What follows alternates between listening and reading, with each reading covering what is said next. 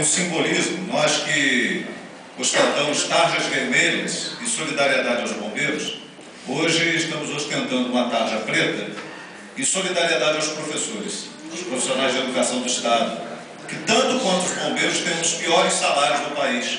E é uma realidade que precisa ser mudada. Essa realidade só muda com a manifestação da sociedade, com a manifestação da classe, como aconteceu hoje, em que os professores fizeram uma grande manifestação na Alberto Braune até a porta da prefeitura, embora sejam professores do Estado. O simbolismo de caminhar pela Alberto Braune tem uma força muito grande porque expressa a indignação, a situação insustentável que se encontra os professores e os profissionais da educação. Estava lá com o companheiro, vereador professor Pierre. Então dizer que é importante que essa casa seja solidária a todos os profissionais, sejam do município, da área de educação, ou seja do Estado.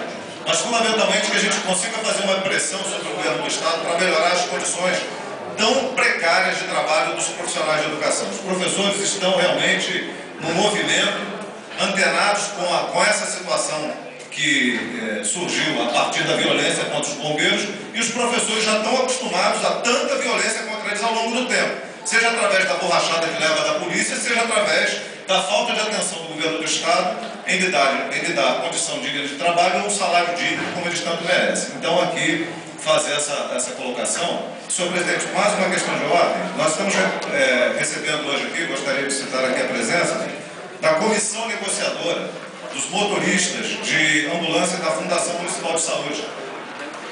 Eu quero tornar público aqui para que todos os vereadores conheçam e fazer chegar às mãos de Vossa Excelência, presidente. A comissão negociadora está tentando protocolar um documento na Fundação Municipal de Saúde pedindo